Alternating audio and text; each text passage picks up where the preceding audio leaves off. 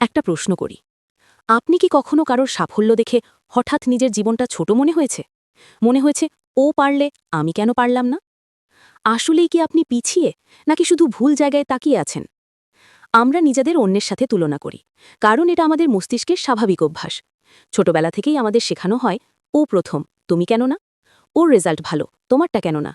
এইভাবে ধীরে ধীরে আমরা শিখে যাই নিজেকে মাপতে হলে অন্য কাউকে দরকার। কিন্তু একটা জিনিস আমরা ভুলে যাই, প্রত্যেক মানুষের যাত্রা আলাদা।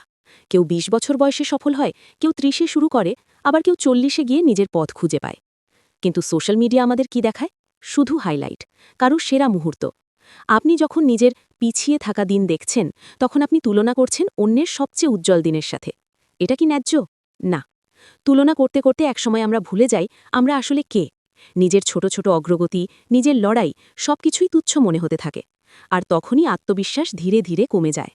তাই আজ থেকে একটা জিনিস মনে রাখুন, আপনার প্রতিযোগিতা অন্য কারো সাথে না, আপনার গতকালের নিজের সাথে। প্রতিদিন ১ টাকা ভালো হলেই আপনি এগোচ্ছেন। কারণ জীবনে দৌড়টা একসাথে শুরু হলেও ফিনিশ লাইন সবার জন্য আলাদা। এই ভিডিওটা যদি আপনার মনে একটু হলেও নাড়া দেয়, তাহলে শেয়ার করুন এমন একজনের সাথে যে হয়তো আজ নিজেকে অকারণে ছোট ভাবছে।